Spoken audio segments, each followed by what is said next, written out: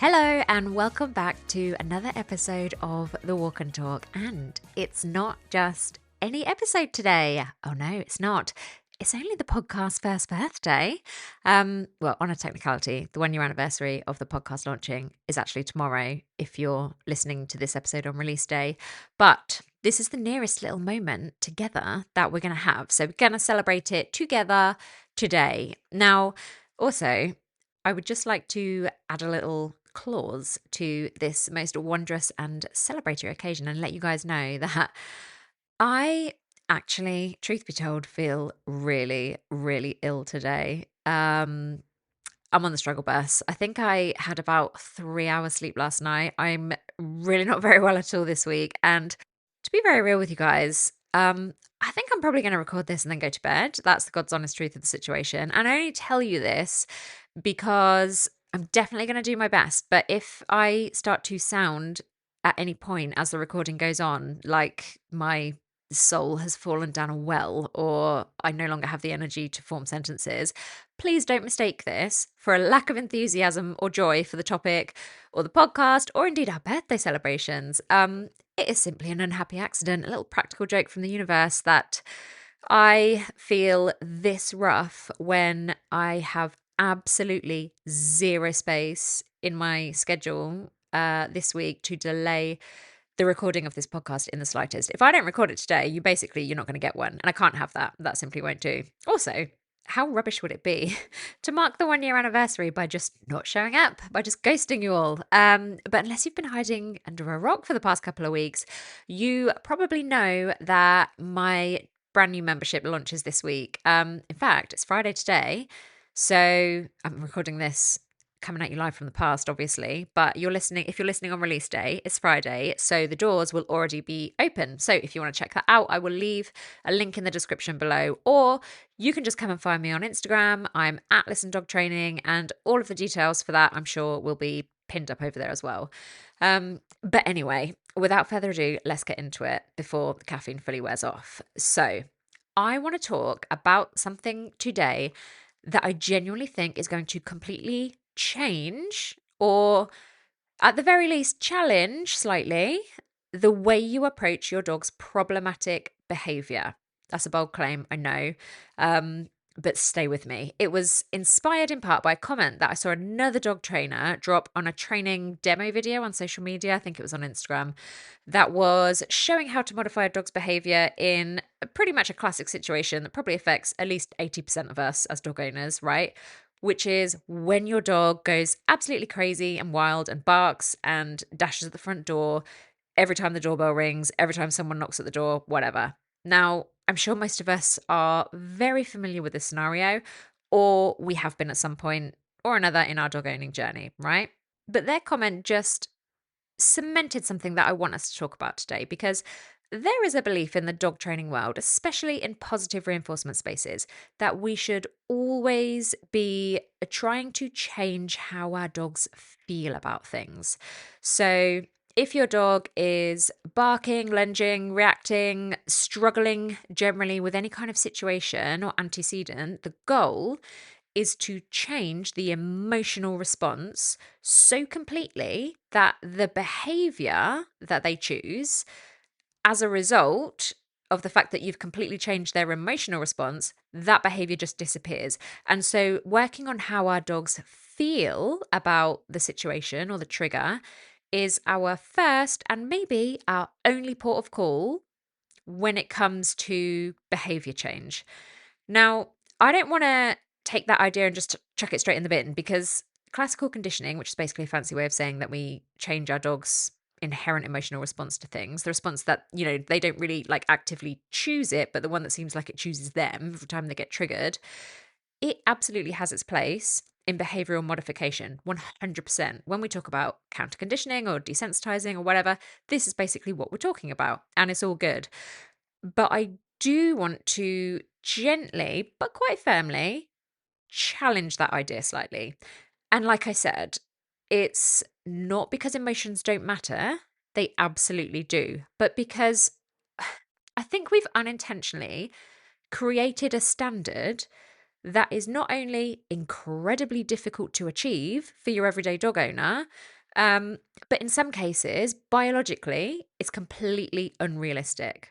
And more importantly, and this is the thing that I really don't see a lot of dog trainers explaining or talking about at all, it's not actually 100% necessary for creating a calm, responsive, well behaved dog.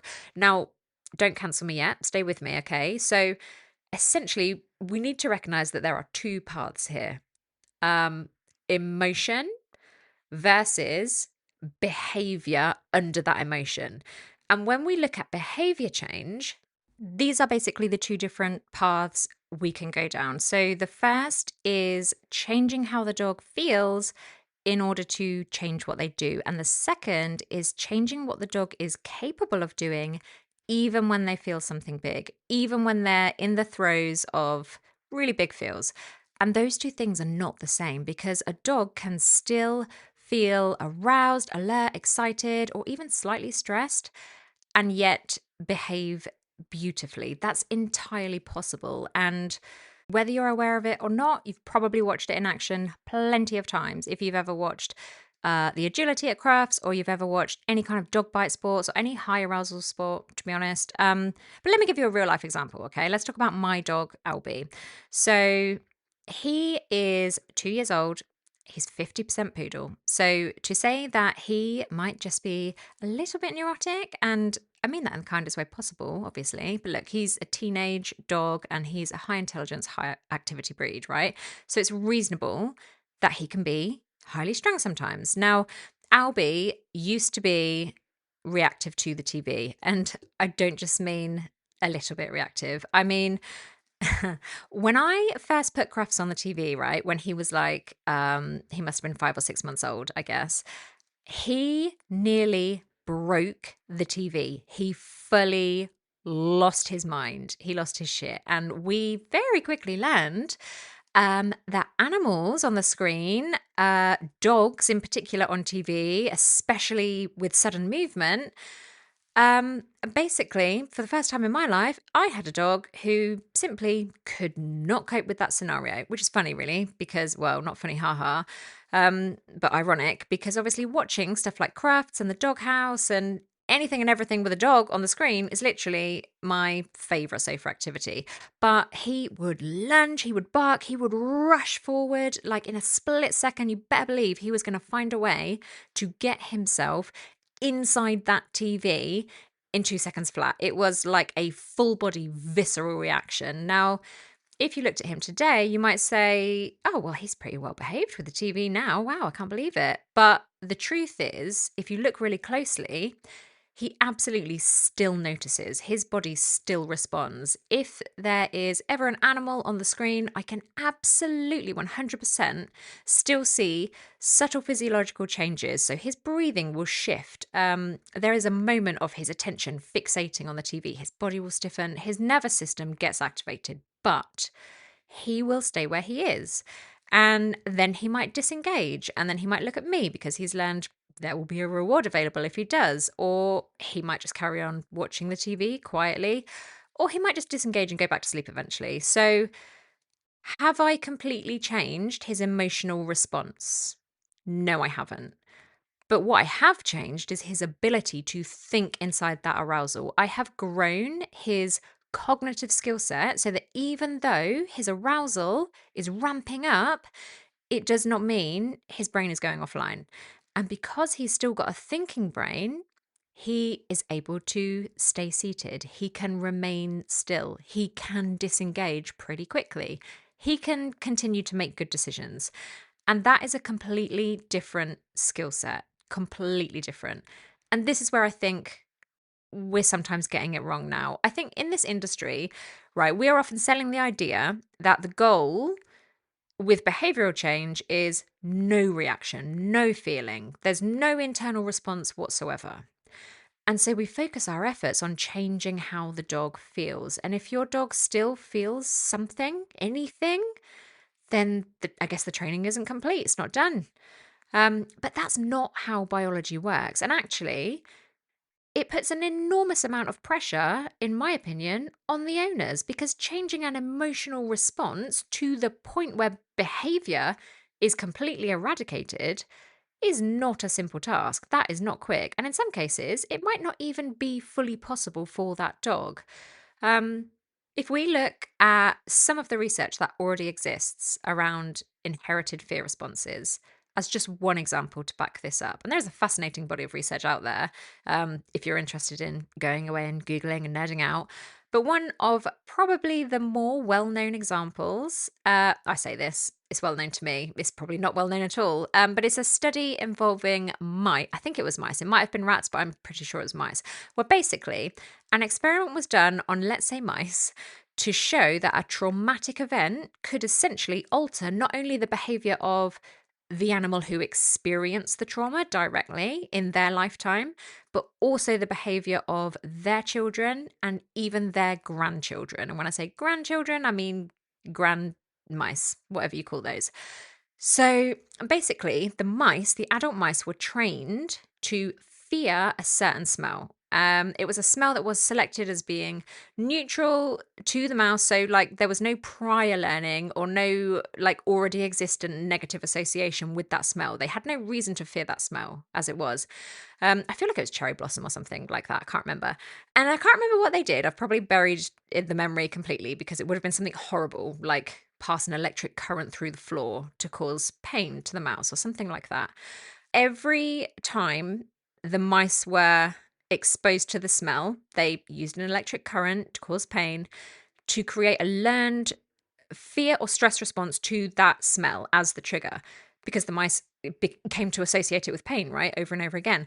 And what they went on to learn following that was that then the offspring of those adult mice who they had done that to, and the offspring of those offspring, so the grandbaby mice, they were all extremely sensitive and reactive to the cherry blossom scent. So they would literally actively avoid the scent. They would move away from it. They would run away. They would show a fear response, despite the fact that they had never experienced that scent before in their lives. They certainly hadn't experienced it with that negative association. So there had been no link to pain with that smell for those following generations. So essentially, their brain structures were changed by the experiences of their parents and grandparents. The structure and function of their nervous systems were changed. And what that suggests to us is that things like fear can be passed down genetically.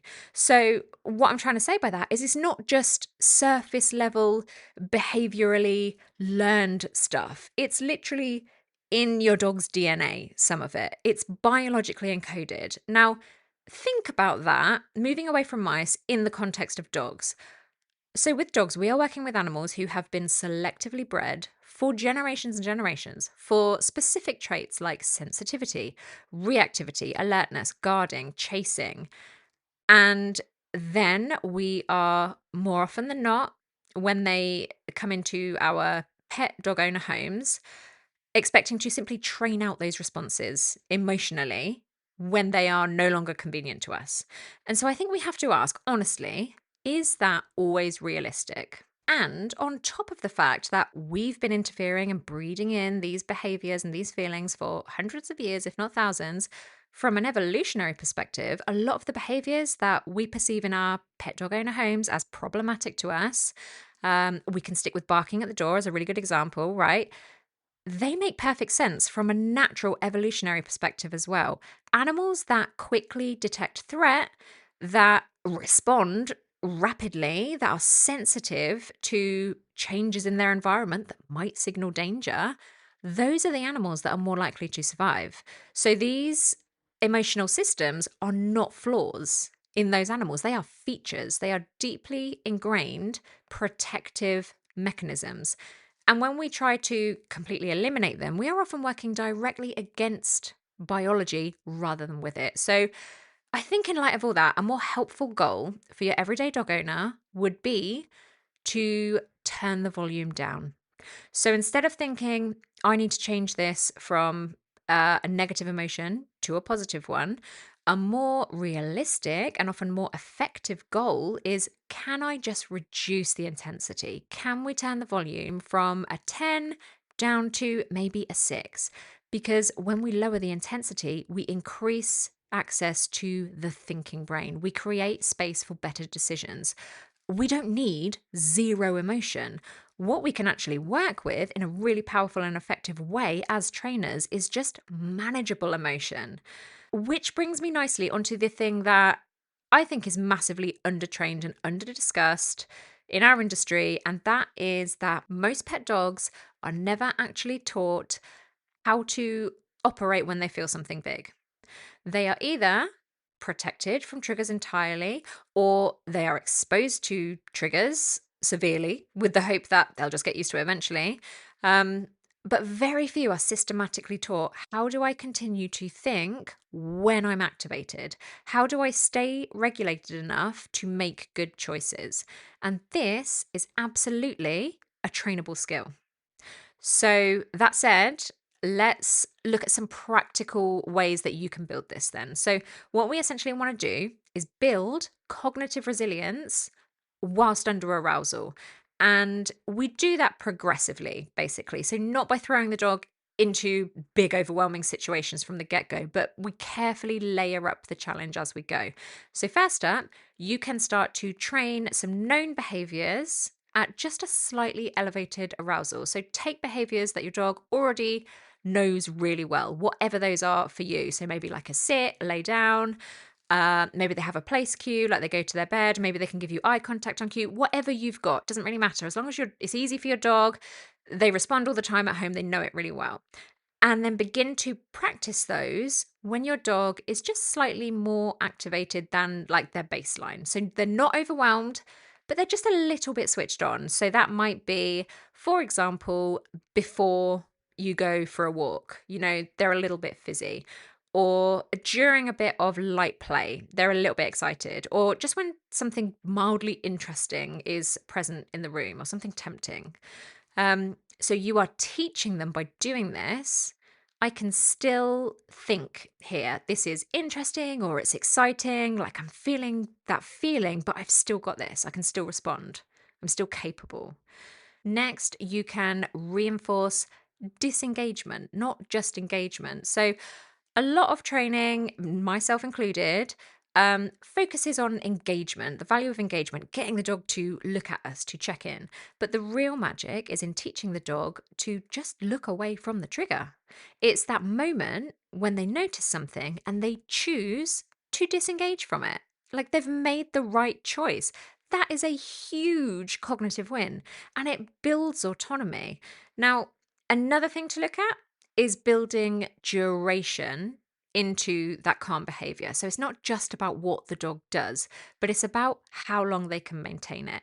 Can they stay settled even while their body is slightly activated, right? So think back to Albie on the sofa when they've just announced the fly ball on TV, because duration builds nervous system stability. And I think the best way to frame this kind of teaching is as a gradual exposure with a thinking brain. So when you do any kind of work around triggers, the goal is not just exposure. It's, can my dog still make decisions here? And if the answer is no, then the environment is too much. So you just take it back a notch. We're not just desensitizing, but we're building thinking capacity. And I truly think that when you shift your goal from my dog must feel completely different about this trigger, 100% switcheroo, to my dog needs to be able to cope and think, even though they might not feel 100% confident or at ease with this trigger, this situation, this thing that's happening. Switch that up and everything becomes so much more achievable because now progress looks like faster recovery times, better decisions, less escalation, more control, even if the feeling hasn't completely disappeared. And just to be clear, this is not about suppressing behavior. This is not about ignoring emotion. Obviously, I'm not about that. This is about expanding capability. We are not shutting the dog down. We are building them up. We are giving them skills that ultimately are going to serve them for the rest of their lives. If they can learn to feel a bit unsure but stay on track anyway, that's golden for them. That's golden for you as well, right? So the reframe I want you to take away is probably this, okay? Your dog does not need to feel nothing to behave well. It's not A must be present for B to occur. I think it's far more empowering for your dog to be able to think, choose, and respond even when they feel something. And when you train that, you don't just get a well behaved dog, you get a resilient dog as well. And honestly, I think that's the real goal. And that's the real flex for you if you get there. So, okay, I'm going to stop waffling on now. I hope you found this week's podcast episode helpful. Thank you for coming and listening along on the pod's first birthday. Happy birthday to me. I'm so grateful, honestly, for everyone's support and kind messages and reviews and comments and DMs and everything. Like the amazing community that's built up around this in the past year. Honestly, I don't ever take it for granted. Thank you so much for being here. Thank you, thank you, thank you. I am going to sign off now because I think the tank is well and truly empty, but I absolutely will be back same time next week for year 2. And hopefully feeling a whole lot better with another episode of The Walk and Talk. So I'll see you then.